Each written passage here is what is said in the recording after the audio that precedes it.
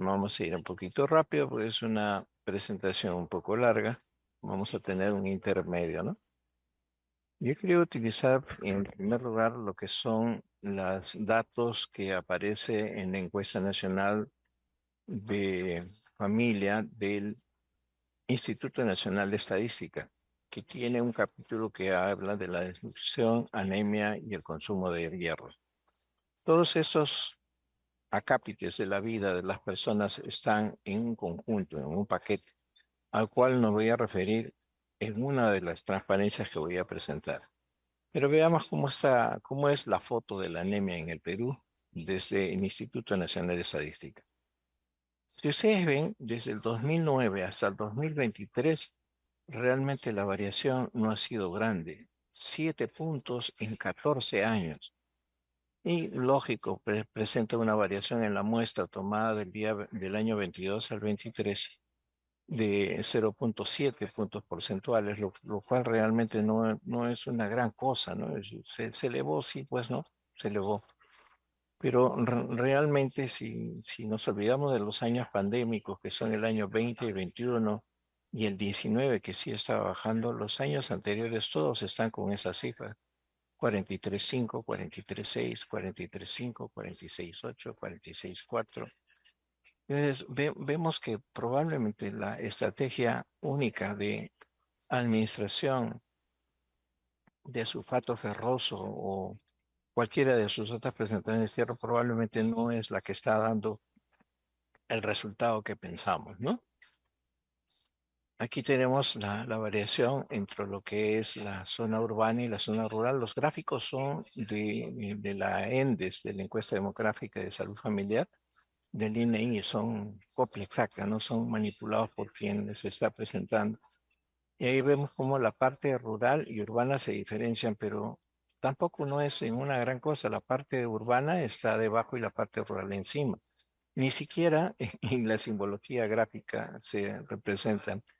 Pero veamos en cuanto a las regiones naturales. En la costa existe menos anemia de lo que existe en la sierra y selva, ¿no? Para todos los años, ¿no? 36,5 para el año 23, 51,4 en la sierra y 48,1 en la selva.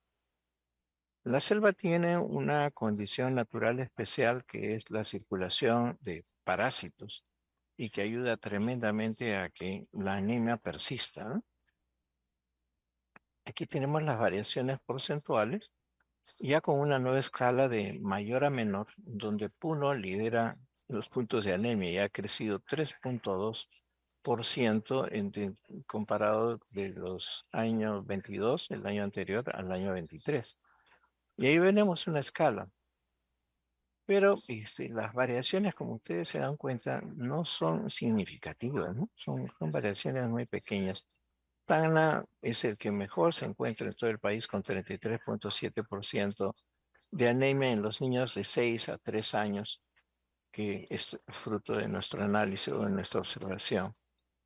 Aquí lo tenemos por el nivel de educación de la mamá. Yo personalmente digo que eso es algo injusto, porque también está el papá, ¿no? Cuando uno forma un hogar es padre y madre y ambos son responsables de los niños que traen al mundo. Entonces aquí vemos que cuanto el nivel de preparación de los padres es superior, la probabilidad de que tenga anemia es menor. Y cuando el nivel de conocimiento es menor, o sea, solamente tiene primaria o es analfabeto probablemente o no pisó la escuela, el nivel es mayor para los chicos que tienen anemia, ¿no? Aquí después tenemos los grupos de edades en meses y como de 6 a 8 meses que prácticamente está recién nacido, y eso lo vamos a ver después. El nivel con que nacen a la anemia es bastante alto, ¿no? Y se va disminuyendo poco a poco, probablemente por fruto de la nutrición y fruto de la intervención con fierro. El tipo de anemia que recolecta más información para la ENDES es la de tipo leve, pero sigue siendo bastante alto, ¿no? Casi el 30% de la población, la tercera parte de niños de 6 a 36 meses está con una anemia, aunque sea de tipo leve. Aquí las tenemos como una forma de decir las cosas van andando bien. ¿Cuántos recibieron? Voy a leer lo que dice el chat. Se le escucha muy bajo. A ver, voy a intentar subir No, el ahora está bien, volumen. doctor. Ahora está ¿Sí? bien. Sí, ahora está bien. Ya, porque acabo de subir el volumen también a mi micrófono. Ok, doctor Jorge. Entonces, gracias por el control. Aquí tenemos, por ejemplo, una variación porcentual de 1,4 puntos porcentuales desde el año 21 a 23 en los chicos que consumieron suplemento de hierro. Probablemente eso esté ligado a la oferta.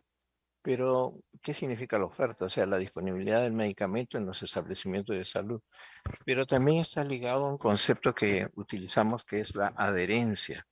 Si los padres reciben el medicamento, se lo administran al niño, se olvidan de administrarlo, no lo quieren administrar, se asustan por los eventos que pueden ser considerados adversos o colaterales después de la aplicación del fierro, no lo sabemos. Tendría que valorarse también a nivel de ENDES eso, ¿no? ¿Por qué es tan baja? ¿Por qué baja en vez de subir, sabiendo que somos un país con una anemia grande? ¿Por qué esa administración no llega a hacer lo que queremos, ¿no? ¿Y ahora qué pasó?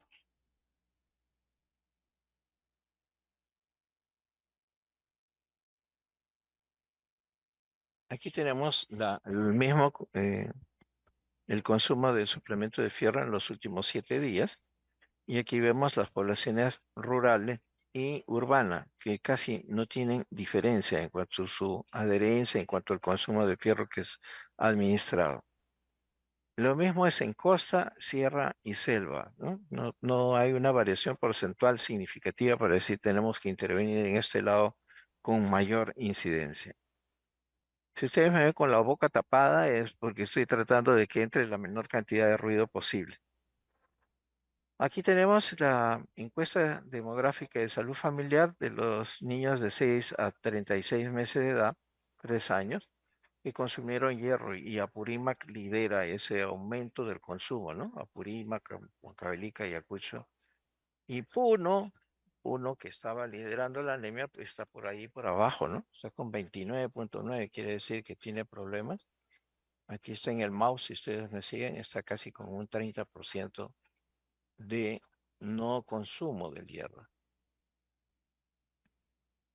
Aquí tenemos al mismo grupo de edad que consumieron por el nivel de educación de la madre. Fíjense, aquí ya no hay tanta diferencia entre si tienen primaria o si tienen superior. El consumo sigue siendo muy parecido, por encima del 30%. Y las formas de presentación que más se usaron fue por gotas y jarabe. Otro en el chat.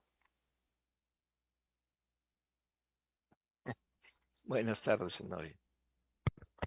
Y jarabe y micronutrientes en menor cantidad y otras formas casi ni siquiera el 1%.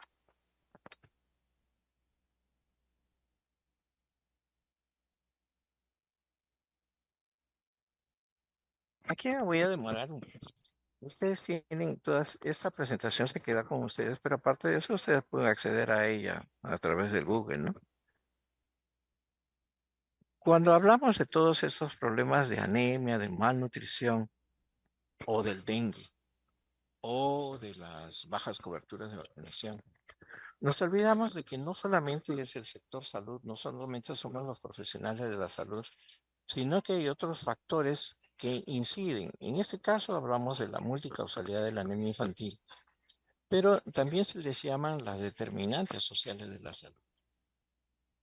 Entonces, si tenemos un acceso limitado a diversas fuentes de alimentos, porque no tenemos dinero para comprarlo, porque somos pobres, es obvio de que los niños y toda la familia no va a estar nutrida y no va a tener el aporte de fierro que debería tener a través de los alimentos. Cuando aparte de eso se junta con una falta de educación, con una tasa de analfabetismo que aún sigue siendo alta de 14,5, entonces tenemos un problema de que las informaciones, la indicación que está escrita, no se puede leer y uno la olvida, ¿no? Entonces, 49.6% de los niños con anemia tienen madres en educación, sin educación o con educación primaria. Y las normas culturales y comportamiento, pero que van también con el limitado acceso al agua segura y al saneamiento. 10% de nuestra población no tiene agua potable y 23% no tiene desagüe. Y en zonas rurales, solo el 3% cuenta con agua clorada. ¿Eso qué hace?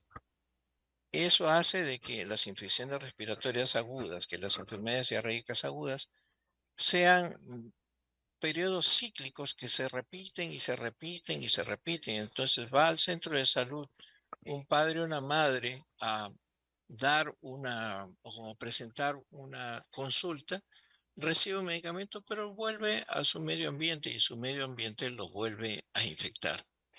Entonces, en este momento nosotros estamos admitiendo que hay determinantes sociales que nosotros no podemos manejar, que no estamos en las condiciones de hacerlo y obviamente van a tener repercusión en la salud de los niños. Aquí como un resumen y como un recuerdo, la primera lámina que pasé con Puno a la cabeza para el año 2023. Y digamos que después de Piura hay un límite de 40%, pero de todas maneras es bien alto. Es como si de 3 hijos que tuviera uno de ellos es anémico, no teniendo por qué estar así. Y esto es para tantos niños menores de 3 años que tenemos en el Perú, aproximadamente 1.200.000, ¿no? Aquí tenemos el porcentaje de niñas y niños menores de años que se recuperaron de la anemia, que es un poco de decir, bueno, lo que estoy haciendo sirve para algo, ¿no? He recuperado 16.022, que eso representa el 19.2, pero tengo 67.400 niños que no han sido recuperados. Y el avance a febrero del 2024 es de 8.600 niños que no han sido recuperados versus 2.700, un poco cerca de 3.000, ¿no? De 8.000, 3.000 han sido recuperados, me faltan, perdón, de 11.370, solamente he recuperado 3.000 y me quedan 8.600 por recuperar. Los datos que yo les estoy presentando son datos fresquitos. La semana pasada el Ministerio de Salud ha presentado su norma de control de la anemia y realmente me ha demorado conseguir los datos porque es así, ¿no? Es difícil conseguir los datos. Aquí tenemos el otro grupo poblacional tremendamente afectado por la anemia, que son las mujeres de 15 a 49 años.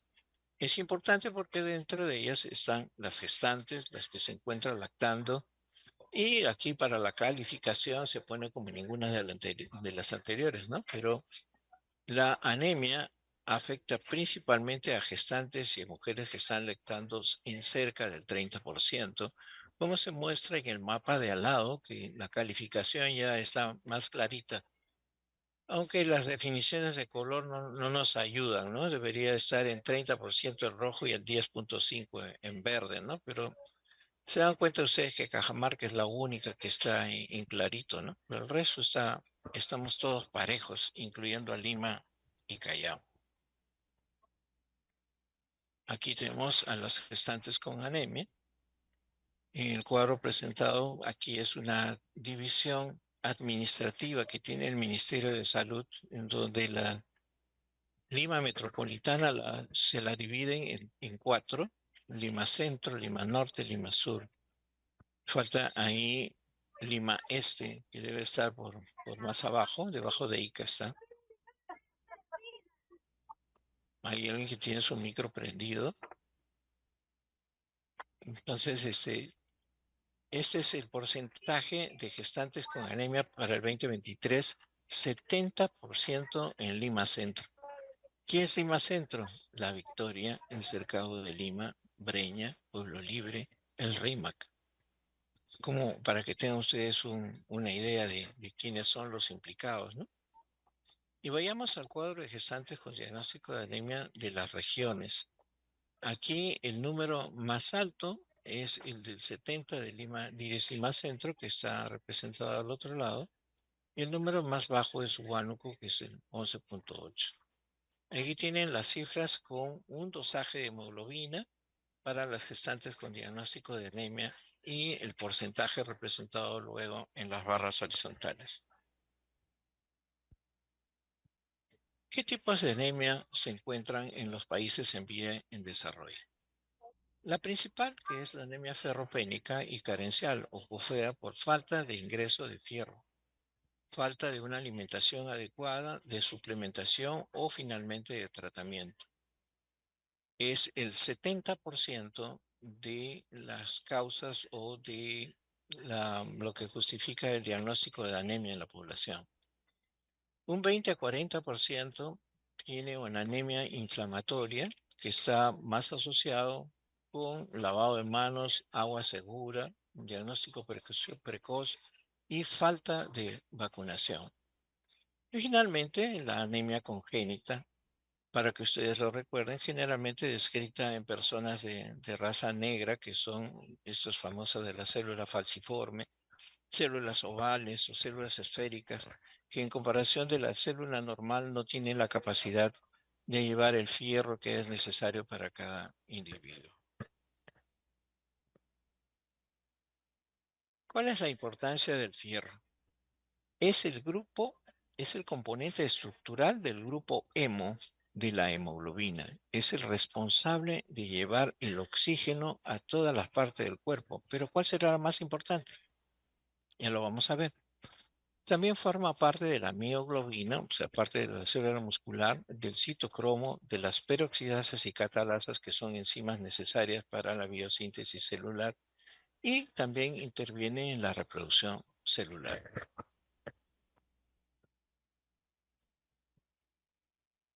Y aquí lo que les decía, lo más importante del hierro en los niños es para el desarrollo cerebral. Había hecho yo una cadenita como para que nos ayude a recordar eso. Si somos muy pobres, lo más relacionado a nuestra pobreza es nuestra falta de capacidad de poder adquirir alimentos ricos en proteínas y ricos en fierro. Por tanto, el desarrollo cerebral que tengamos va a estar en defecto en comparación con el resto de niños que sí tengan ese tipo de acceso. Lógicamente, la síntesis del ADN que tiene que ver con el crecimiento va a ser menor y ya no vamos a ser gente alta, entre comillas. No se refiere exactamente a un crecimiento en altura y que los altos son más hipertróficos, que son mejor nutridos. No, significa de que el ADN de su propio cuerpo no crece lo suficiente para el tamaño que debería tener, para su metabolismo celular, para la inmunidad, para la función muscular, la actividad y la energía diaria del niño. Van a ser niños que, como vamos a ver después, duermen mucho, ¿no? Y obviamente eso se refiere al transporte de oxígeno. De acuerdo a la edad del niño, la concentración de hemoglobina y dentro del hierro corporal va a variar. Aquí tenemos una información del Current Nutrition del Food and Science del 2010, en donde vemos que las personas cuando nacemos aproximadamente tenemos 3.5 kilos de peso y el 70%, aproximadamente 260 miligramos, está constituido por hemoglobina. Cuando vamos creciendo de 4 a los 4 meses, con aproximadamente 6 kilos de peso, se mantiene esa cantidad de 260 miligramos y porcentualmente crece. 76% es hemoglobina. Pero cuando ya tenemos un año de edad y aproximadamente debemos estar pesando 10 kilos, 76% del hierro corporal total, que más o menos son 420 miligramos, representan el 76% de lo que tenemos que tener, ¿no? Aquí tenemos un recuerdo de la síntesis de hemoglobina fetal rápida en segundo y tercer mes del embarazo, del tercer trimestre del embarazo, y luego cómo desciende un poco esa hemoglobina después del nacimiento, inclusive si tiene lactancia materna exclusiva. Y entonces, si estamos en buenas condiciones, el volumen de expansión del cerebro va a ser tremendo, va a elevarse tremendo. Estos son suplementaciones de fierro y dietas ricas en fierro. Dieta restricta de fierro, y ustedes ven cómo hay una diferencia entre lo que es el volumen de expansión cerebral y la proliferación de neurotransmisores.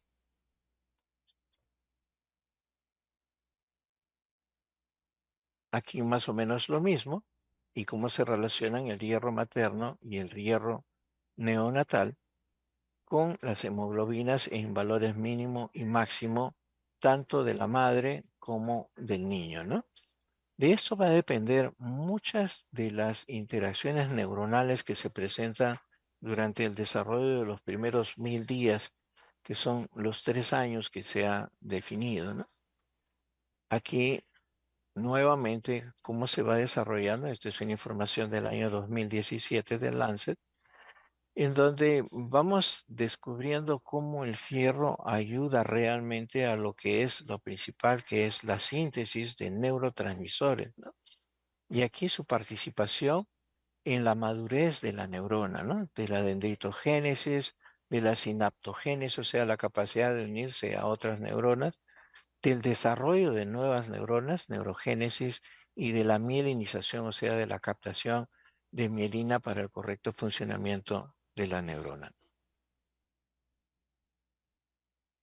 Aquí un poco, volviendo al lenguaje más cristiano, el desarrollo del cerebro y las conexiones neuronales para las diferentes funciones que se desarrollan secuencialmente, ¿no?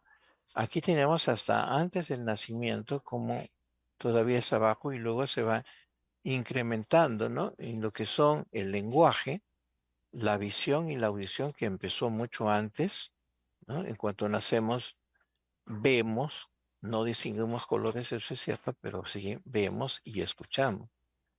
Empezamos a hacer los primeros ruidos, no son precisamente un idioma, un lenguaje, y finalmente vamos teniendo funciones cognitivas superiores después del año de edad, y luego eso se va perdiendo.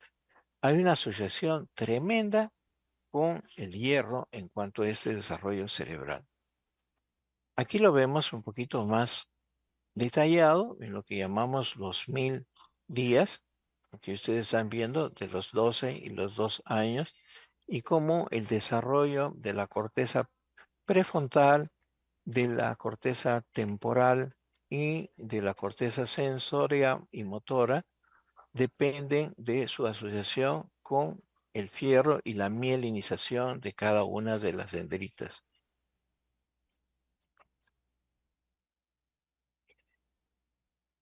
Más o menos vamos siendo así, ¿no?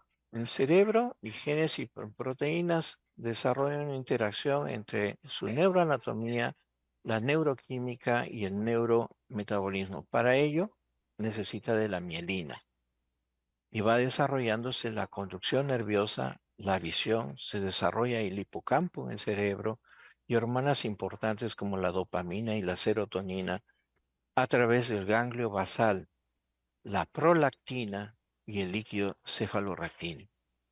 En el comportamiento existen procesos fisiológicos como el cognitivo, el motor y el afectivo social, que se demuestran a través de la memoria, el tiempo de reacción a un estímulo, el movimiento motor fino y grueso, la capacidad de atención, la actividad, la capacidad de explorar, la capacidad de sentir afecto e interacción. Si ustedes recuerdan, hay niños que cuando los carga otra persona que no sea la mamá, empiezan a llorar. Esto es una de las partes del comportamiento del proceso fisiológico. Esta es una lámina que deberíamos tener en nuestro cerebro siempre. La imagen que es media de fotografía y media de gráfico demuestra lo que es un cerebro de un niño normal y un cerebro de un niño con anemia, ¿no?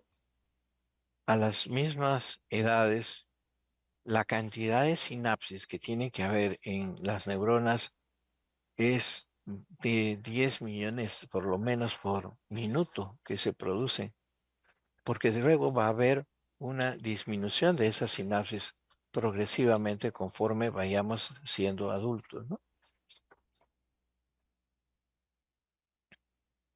¿Cómo funciona el metabolismo del fierro? Entra como fierro 3 y en el estómago, a través de la digestión, se convierte en fierro 2. ¿Quiénes traen esto? El hierro de la dieta trae un 90% de fierro no hemínico y solamente un 10% de fierro hemínico. Con esta conversión, que son absorbidas a través de cereales, de té, de antibióticos, de antiácidos, aquí la primera porción del duodeno se absorbe el fierro, ¿no? Y se incrementa su absorción gracias a otros micronutrientes. Aquí, por ejemplo, se ha colocado, perdón, la vitamina A, saliendo ya del duodeno para la primera porción del yeyuno, o perdón, del ilion proximal. Entonces, esta vitamina A va a ayudar como un coadyuvante para la absorción, como un catalizador.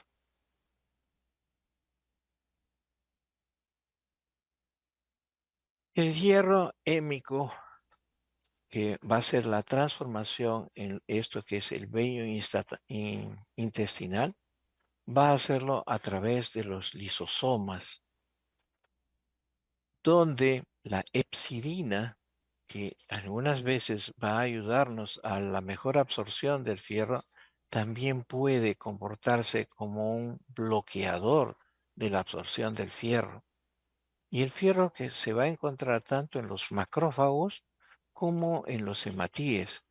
Cuando la epsidina actúa, no nos va a dejar absorber el fierro que nosotros le brindamos en la dieta. Por eso, y lo veremos más adelante, aquí lo tienen más representado, la epsilina libera ese fierro como ferroportina dentro del receptor de transferrina 2 y la proteína HF, que es de la hemocromatosis. Este ingrediente, este componente de la digestión del fierro, como digo, algunas veces nos ayuda para poder liberar el fierro y otras veces se comporta como un bloqueante dentro del enterocito.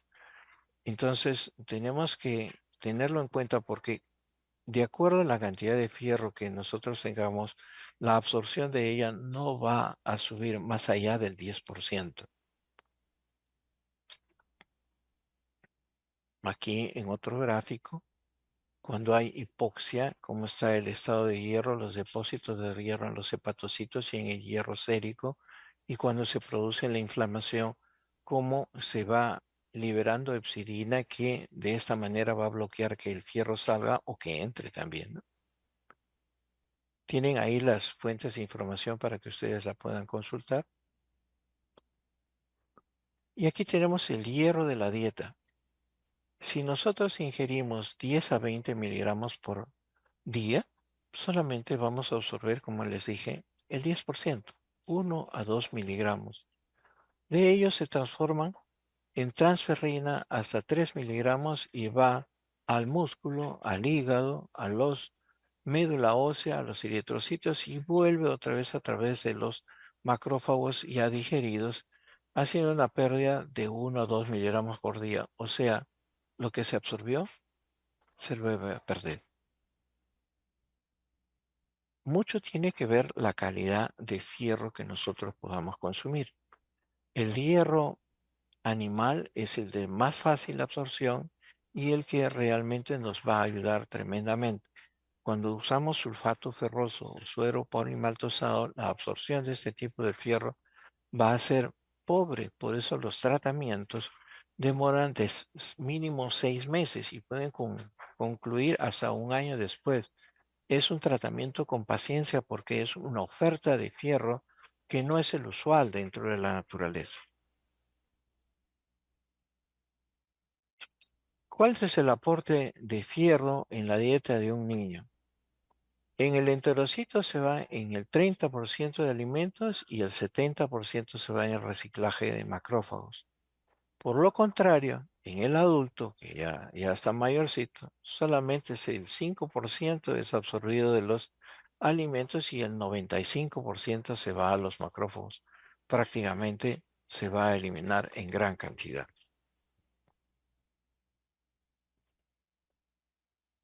Del porcentaje de absorción de 100 miligramos de fierro según los estadios de la eficiencia de hierro, en los sanos se absorbe el 5% y en las mujeres el 5,6%. Cuando uno ya tiene deficiencia de fierro, en la etapa latente inicial absorbe 10%, en la etapa latente tardía del 10 a 25% y en condiciones de anemia el 13%. Nosotros vamos a volver a tocar esto cuando damos la suplementación del fierro, cuando es completar la dosis de fierro o cuando es tratamiento para la anemia. El hierro en lo que más abogo yo, que es el desarrollo del cerebro. Aquí a través de la leche materna se transforman con la lactotransferrina en transferrina y de una fórmula láctea también se transforma en transferrina y se convierte en cada una de las células a través de la sangre, se ofertan a las neuronas para poder incrementarse en su desarrollo cerebral, en su concentración en las neuronas. ¿Cómo definimos entonces anemia? Generalmente estamos habituados a solamente saber una cifra de anemia, ¿no? Por debajo de 10 miligramos es anemia. Mm. Pero depende de las circunstancias, porque cuando tengamos poblaciones de altura, que es lo que también vemos en una de las transparencias, la disminución de las cifras de hemoglobina y glóbulos rojos tienen que considerarse por debajo de 2 desviaciones estándar con respecto a la media que corresponde para la edad, el sexo y la altura. Entonces, cuando hablamos de 10, estamos hablando prácticamente de la población de costa. No estamos hablando ni de la sierra ni de la selva, aunque la de la selva puede parecerse al de la costa. Pero para la sierra, y dependiendo de la altura y dependiendo de la población, vamos a tener que hacer un reajuste, ¿no? Aquí tenemos los valores de hemoglobina según la edad, de acuerdo a nuestro país, ¿no? El uso clínico de la sangre en medicina obstetricia, pediatría y ginecología, neonatología, cirugía y anestesia, trauma y comaduras, de acuerdo a la OMS del año 2001. Esto no se ha modificado hasta ahora, ¿no? Entonces, al nacimiento tenemos como un rango normal de 13,5 a 18,5 y la consideramos anémico si es menor de 13,5 con un hematocrito de 34,5, que es la relación entre la sangre y el suero. En los niños de 2 a 6 meses, el rango normal de hemoglobina está entre 9,5 a 13,5. Eso es muy importante recordarlo porque ahora vamos a ver cuando hay suplementación de fierro a nuestros niños, prácticamente empezamos antes para incrementar la oferta. Se considera anémico menor de 9,5. En 6 meses a 6 años, la cifra va de 11 a 14. Anémico por debajo de 11. En 6 a 12 años, la cifra sigue subiendo de 11,5 a 15, con una anemia a partir de los 11,5 hacia abajo. En hombres adultos, la cifra es bastante alta, de 13 a 17. El rango es bastante alto. Una disminución de 13 ya se considera anémico. En las mujeres adultas no embarazadas, los valores de hemoglobina y de hematocrito varían tremendamente en comparación con las embarazadas, porque el embarazo es una situación fisiológica, es una situación normal donde el consumo de fierro se incrementa. Entonces, digamos que es lo usual encontrar valores de hemoglobina por debajo de lo normal de una mujer no embarazada. Estamos poniendo aquí en la no embarazada como valor mínimo 12. Y fíjense ustedes, en el primer trimestre estamos en 11 como valor mínimo, en el segundo trimestre como 10.5 y en el tercer trimestre nuevamente sube a 11. Pero el valor máximo está en 14. Entonces, estos valores van a variar de acuerdo a la altura en donde se encuentra esta mujer y su estado fisiológico de no estar o estar embarazada. Entonces vamos a encontrar una anemia fisiológica al cual me referió perfectamente en el ejemplo que hemos tomado. La vida media de los glóbulos rojos se reduce en un 20 a 25% en el recién nacido término y hasta en un 50% en un recién nacido a pretérmino. El recién nacido a término tiene el 70-80% de hemoglobina, es fetal, y en prematuros hasta el 97%. ¿Qué tiene que ver con esto? Tiene que ver esto con la oferta que hace la mamá durante el embarazo. Y su, entre comillas, parásito, su hijo, va a tratar de llevarse la mayor cantidad de hemoglobina de ella. Y probablemente, no probablemente, y ello es lo que está relacionado con la fuerte anemia que puede tener una mujer después del parto.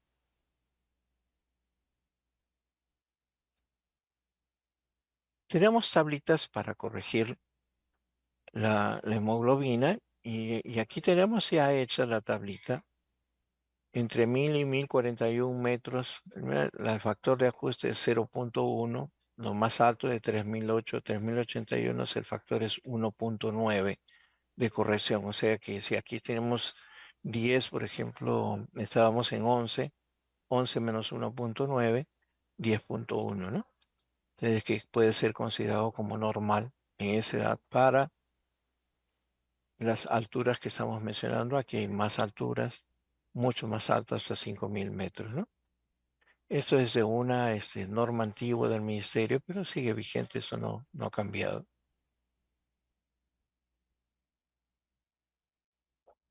La Organización Mundial de la Salud hace una clasificación de la anemia como problema de salud pública en poblaciones sobre la incidencia calculada de niveles de hemoglobina o hematocrito.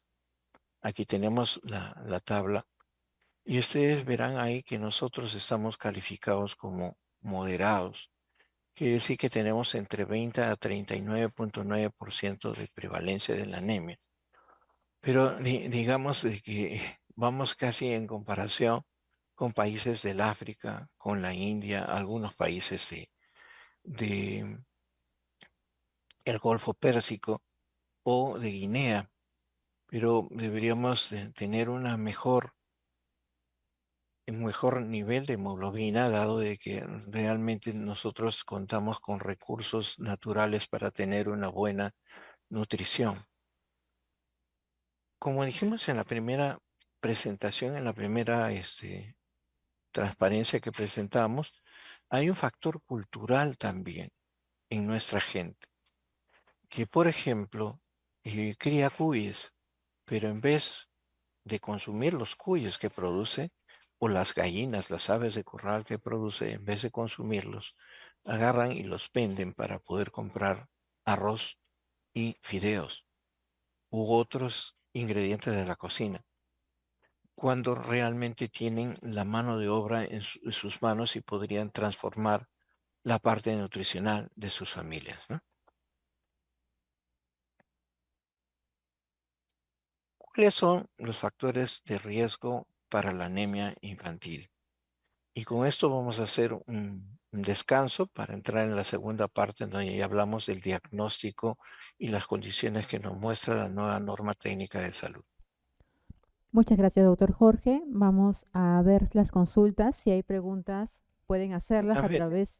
Sí, doctor Jorge. Kelly, Sí. ¿me deja terminar esta Ah, ok. transparencia? Y Ok, luego doctor. estamos después Ok. de esta, ¿no? Ok, doctor Jorge. Entonces, cuáles son los factores de riesgo en el adolescente? La deserción escolar porque no va a tener la información. Problemas de salud mental como la depresión. Realmente cuando están adolescentes hay una propensión, y más ahora en la generación actual, a tener depresión. Esto porque se sienten abandonados, ¿no? Y la cantidad de información que les llega por internet y las redes realmente no tienen un filtro y no hay una capacidad de discernimiento. Se cree en todo, se tiene un valor totalmente diferente de lo que es real, ¿no? Cuando está gestante, un factor de riesgo es si es adolescente. Ninguna pareja de adolescentes está en la capacidad de poder traer un nuevo niño al mundo, porque traer un nuevo niño al mundo trae principalmente responsabilidad, responsabilidad de su nutrición, responsabilidad de su crianza, responsabilidad de su formación. Y ahí tenemos unas posturas diferentes, ¿no? Porque, por ejemplo, la Iglesia Católica no quiere que se usen anticonceptivos. Claro, pero lo que se puede usar es que los chicos tengan algo de conocimiento de lo que es la responsabilidad en la vida sexual, para que sean ellos los que tomen la decisión. Nuestro índice de embarazo en adolescente todavía es muy alto. Y esto no es, digamos, porque les falte información del condón o de cualquier otro método de barrera. Esto es porque hay una pérdida total de la concepción de lo que es traer un nuevo niño al mundo. Y por eso tenemos fiestas, semáforos, fiestas donde van y no se conocen y terminan en actividad sexual sin ningún tipo de control. Por otro lado está, como siempre, la falta de alimentación adecuada y la multiparidad, ¿no? Si hay una señora que tiene uno, dos, tres hijos, un hijo cada año, generalmente va asociado a una pareja que no tiene ningún sentido de responsabilidad respecto de.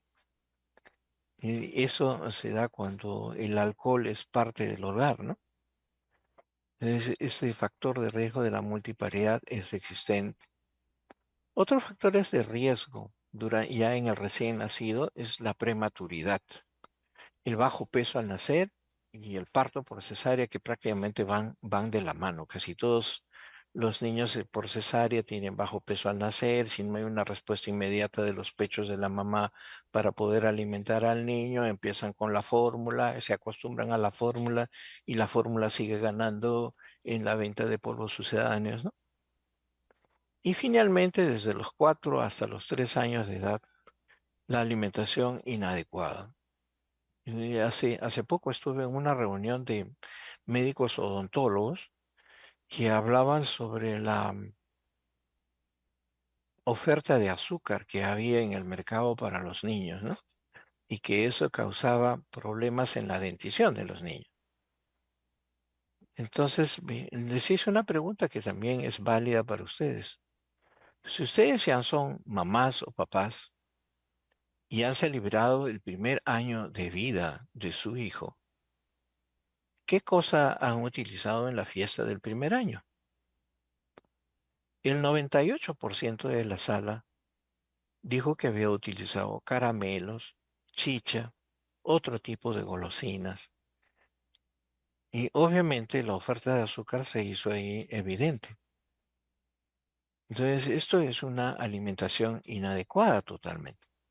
También hay preguntas para resolver, como yo no puedo comprar con un sol 50 toda la fruta que pudiera, pero sí puedo comprar una Coca-Cola con un paquete de galletas. Entonces, esto choca realmente con la primera transparencia nuevamente, ¿no? Pobreza versus falta de conocimiento.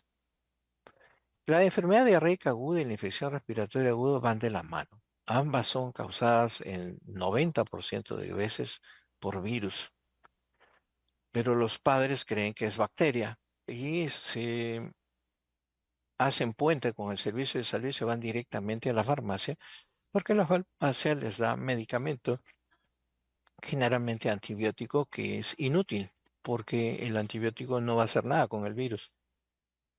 No conocemos ningún medicamento que pueda actuar sobre virus. Conocemos medicamentos que actúan sobre bacterias. Entonces, eso ayuda a que haya resistencia bacteriana transferible. Y finalmente el consumo de agua contaminada y las parasitosis, ¿no? Esos dos últimos son más frecuentes en la selva de nuestro país. Entonces, eso da como resultado nuestro 43,5% de anemia. Sí, ahí es el pequeño descansito. Muchas Kelly, gracias. Sí, doctor, le escucho. Muchas gracias. Vamos a pasar ahora a las consultas. Si tuviesen consultas a través del Facebook o también a través del botón del chat de Zoom, pueden hacerlas. Voy a activar en estos momentos los micrófonos para aquellos participantes que desean activar el micrófono y hacer sus consultas. Vamos a esperar un par de minutos.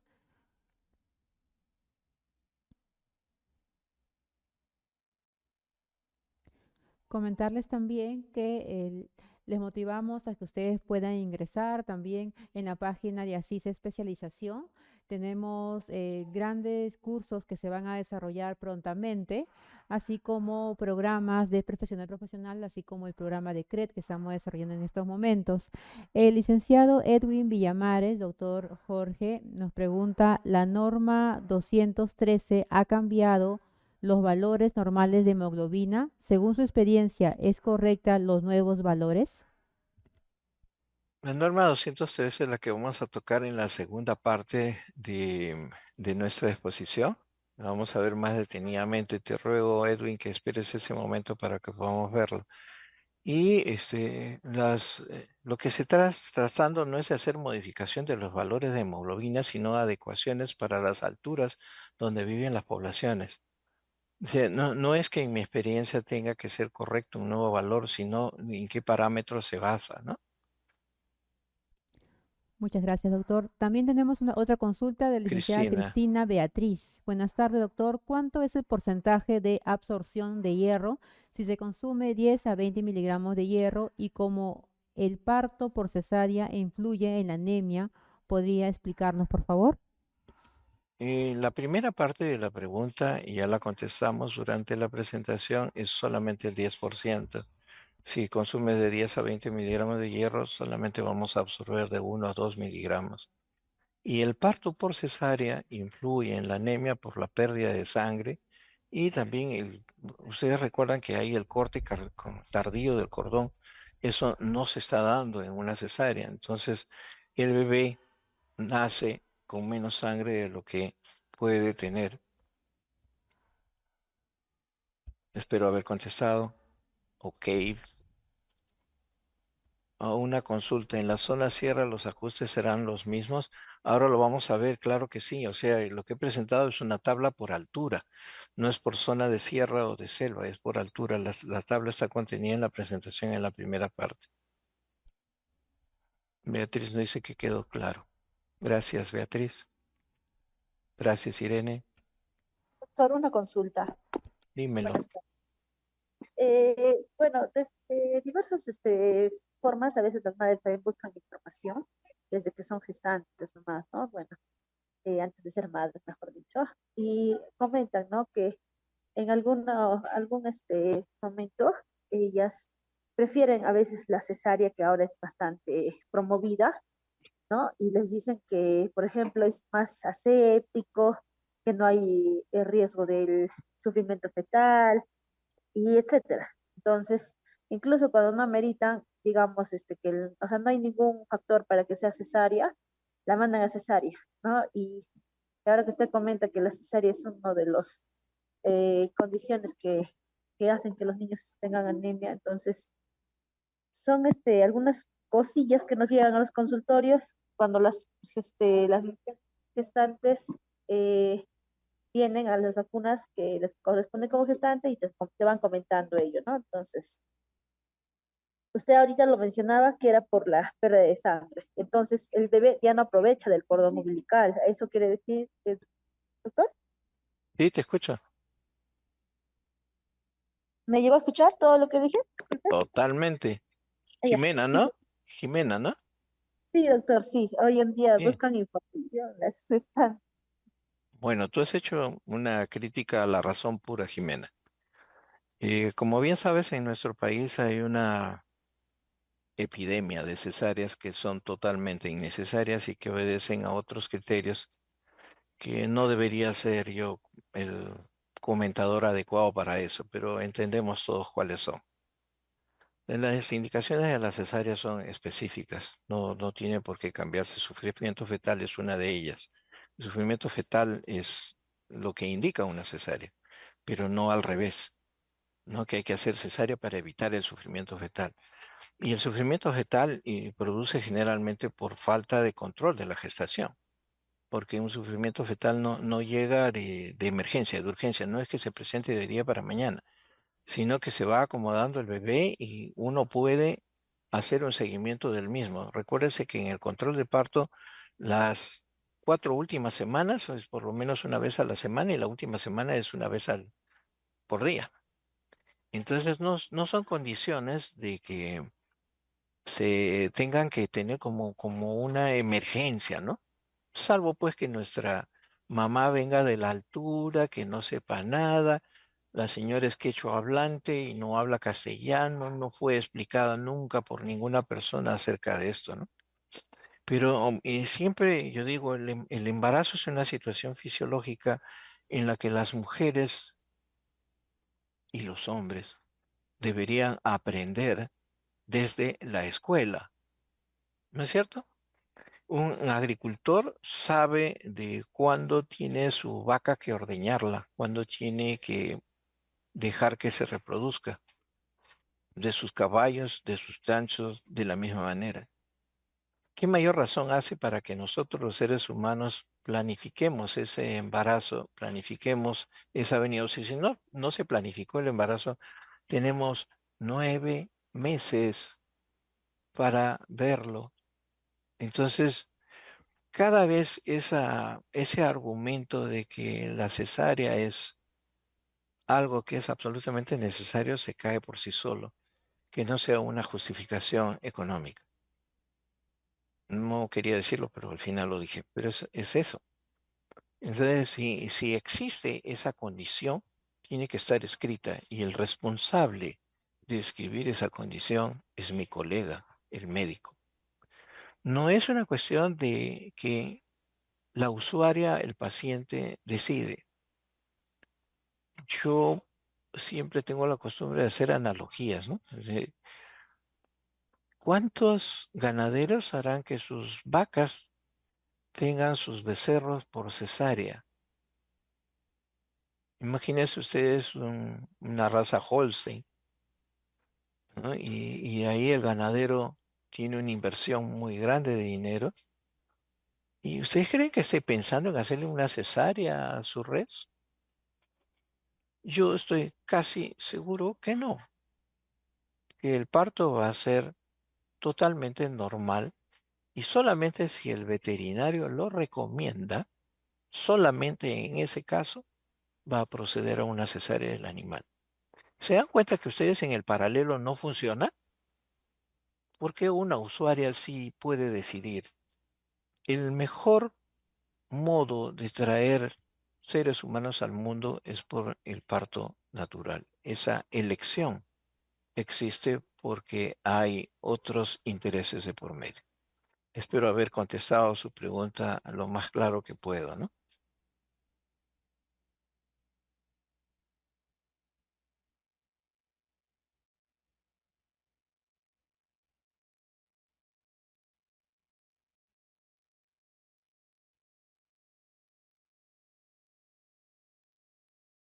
Eso que me está preguntando Jenny Salcedo respecto al uso de los inhaladores y su asociación con la disminución de la hemoglobina, la verdad que la primera vez que lo leo contigo, no lo he leído antes,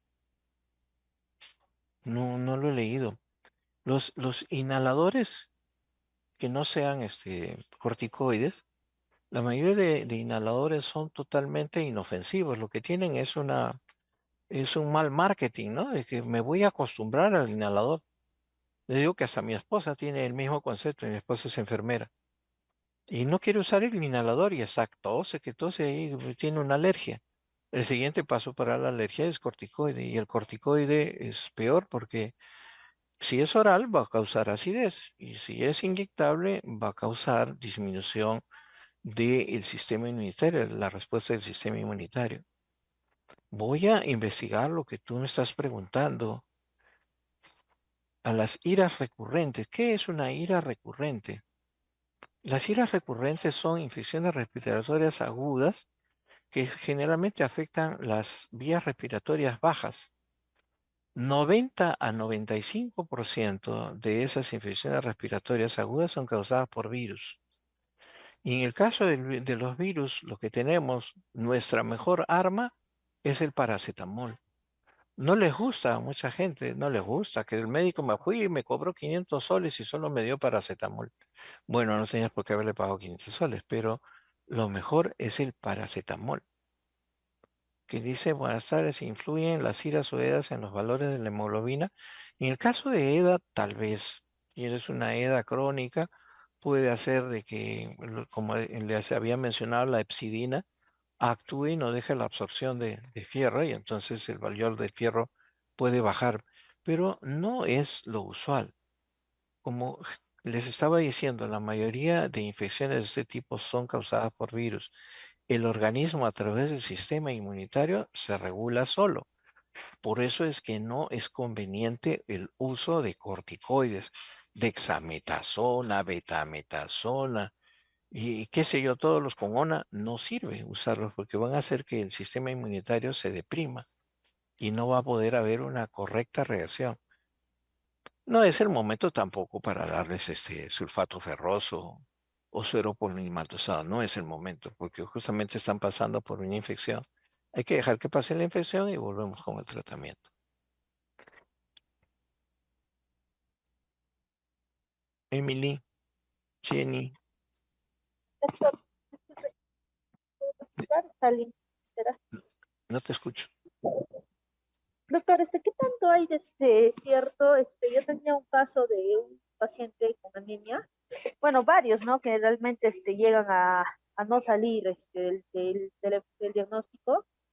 Se les da, pues, ¿no? La suplementación, que es el tratamiento, y, se termina sus 6 meses de tratamiento, Y se les nada, va y no salen de la anemia. Entonces, a veces se le ha indicado, tengo un casito en especial, ¿no? Que quisiera exponerlo para quizás nos aclare ello, o también de ejemplo. Sucede lo siguiente, que se le indica a la madre que nuevamente, pues, se le va a dar nuevamente el tratamiento por otros 6 meses, que esta vez cumpla, porque la adherencia también, pues, no solamente es por, porque el niño no quiera, o porque traiga algunos efectos adversos, sino porque la misma madre no se trabajan, se descuidan y todo ello. Entonces, la señora decía que el hierro polimaltosado, o sea, ya ni siquiera le dábamos sulfato, le dábamos hierro polimaltosado, y que hasta el hierro polimaltosado estaba creando alergia, cosa que era un poco difícil de creer porque uno dijo que había comprado un hierro polimaltosado de la calle, que nunca me llegó a dar, nunca me envió fotos, un video que está administrando. Y dos, que eso fue uno, y el otro era que pues, o sea, tampoco lo trajo a su niño con el pleno, la alergia, solo nos comentó y punto. Entonces le dijimos que le íbamos a dar una referencia con pediatría para que ya lo maneje pues el pediatra. Y se hizo la referencia y el pediatra estaba indicando ácido fólico y chocolates, si no me equivoco, unos chocolates que tienen hierro. hierro, sí. Entonces, ajá, y entonces la madre decía que se le daba, se le estuvo realmente tomando los dosajes y no había mejoría en ese momento. Entonces, lo único que nosotros controlamos es el, hemoglobina, pero, o sea, los criterios también era, pues, ¿no? Que ahora se sabe que hay dosaje de ferritina y entre otros, ¿no? Y las anemias nutricionales, las anemias no nutricionales y algunos otros tipos. Entonces, yo realmente me rompía la cabeza con ese tipo de niño porque yo estoy llevando la estrategia de nutrición. Aparte, también soy enfermera que atiende pues en consultorio de control y crecimiento del niño. Y de verdad ya no sabía cómo ayudarle a la mamá. Le hablaba de los alimentos ricos que tienen hierro para también poder absorber por medio de ello, y decía que, pero no tengo tiempo, no he bajado al mercado. O sea, ya, o sea, como que no había cooperación por parte de ellos. Entonces, todo lo que le menciono, yo ya no sabía cómo creerle, cómo ayudarle, hasta que la señora felizmente encontró un trabajo en otra ciudad, viajó y que también estaba asistiendo a otros lugares allá en Lima, pero según ella continuaba con el ácido fólico y el chocolate lo dejó porque no podía comprar. Y el niño vino y ahí también mi pregunta son dos. Uno es este comentario y lo otro es cuando un niño sale de tu provincia o de tu distrito y va a otro lugar, ¿cuánto tiempo tiene que estar en el otro lugar para poder tomarle y hacerle el descuento, el ajuste con el otro lugar? Ajá, esa era la segunda pregunta y el otro, pues no, que le di, y ahora regresó para hace un mes y se le controló y estaba al tope, estaba como por, realmente le faltaba uno para salir, un 0,1 para salir de la anemia. Pero decidimos sacarla porque realmente era una señora que ponía muchos peros. Incluso un día vino pues con un tema de diarrea al niño y yo le quise derivar para emergencia porque no tenía médico, pero como todavía nosotros manejamos iras y eras, el médico me rechazó y me dijo, no, manéjalo, licenciada, haz tu plan, elige tu plan A, B, C. Yo lo apliqué, así como dijo usted, le di paracetamol, le di suero pediátrico y todo, y la madre me decía que el niño estaba de náuseas y que en la noche le llevó al médico y el médico le dijo, sí, devuélvele o algo como un tírale o devuélvele a la licenciada su paracetamol. O sea, son tres contextos que le comento, ¿no? Entonces, ese era este, mi comentario, doctor. Gracias, Jimena. Pero realmente no me has preguntado nada porque tú has dicho el problema y has dicho la causa. Si tú te das cuenta, tú como profesional de la salud has ofertado lo que tú tienes, lo que sabemos, ¿no? O sea, tú has ofertado tu suero polimaltosado, has usado tu sulfato ferroso, seguramente que le has dado su consejería en lo que son los alimentos que debe ofertar para su niño. Y tú has dicho, ¿no? Que la señora no cumple. Entonces, el problema no es el niño, ni el sulfato ferroso, ni el suero polimaltosado, el problema es la señora. Ahora, para eso sí no está escrito absolutamente nada, ¿no? Y lo que me has dado un poquito de ira, un poquito de cólera, es que me digas que el médico te diga, te devuelva al paciente con esa indicación. Esto es un fenómeno que estoy viendo que el médico no asume responsabilidades y esto ocurre porque otras profesiones, incluyendo enfermería, obstetricia y nutrición, asumen roles que no les toca. Y cuando asumen roles que no les toca, el médico se siente feliz, se siente libre, pues ya, eso asumió, ya, usted haga. No, señor, la responsabilidad es del señor médico. El señor médico tiene que determinar la consulta, tiene que escribirla en papel, en blanco y negro y entregarla. Eso no está ocurriendo. Entonces, aquí hay un procedimiento que no estamos haciendo bien, que es cómo convenzo a una madre de familia para que la oferta de fierro no se pierda y que el niño se recupere lo más pronto posible. De repente hay que decirle de que si su niño sigue con esa oferta de fierro que ella la hace muy variable, su niño va a tener un desarrollo cerebral afectado y que sus neuronas no van a ser la que ella espera, que es lo más probable que suceda eso porque no tiene micronutrientes, sí no tiene fierro, no tiene quien le lleve oxígeno al cerebro de su niño, no hay cómo se produzcan las sinapsis. Eso es parte del rollo, es parte del discurso que no usamos. Digo yo, de repente, si Jimena sí lo usó, ¿no? Y a pesar de todo eso no te hace caso. Entonces su situación económica supera su situación biológica. ¿Recuerdan ustedes las determinantes sociales que yo hablaba al principio? No se puede hacer transformación si no hay una postura más estable de la parte económica de los hogares, ¿no? Algunos extremistas dicen, no tengas hijos, pues si no puedes mantenerlos. Y lo he leído y lo he escuchado desde políticos con poco cerebro hasta de políticos con mucho cerebro. Pero ¿cómo se transfiere esa responsabilidad a cada uno de los adolescentes? Ahí empieza el problema. Cuando hablamos en el Ministerio de Salud del curso de vida, la primera pregunta es ¿cuándo inicia el curso de vida? Y el curso de vida inicia cuando uno es adolescente, porque va entendiendo que la vida tiene un periodo de donde todos nosotros hemos sido adolescentes y todos debemos recordar lo que nos pasa en la adolescencia.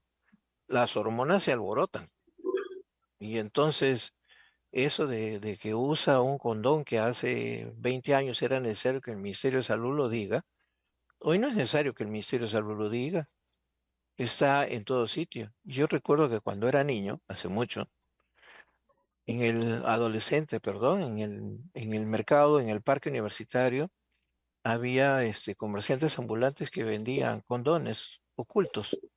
Jebe, ofertaban a los chicos, a las chicas no. Y se compraba oculto. Hoy no, hoy lo más revolucionario es que una chica va a la farmacia y compra condones. Esa situación ha variado mucho. No, no tengo el criterio como para poder decir, pero las redes cumplen esa función. Entonces, en primer lugar, tú has dado el problema y has dado la solución.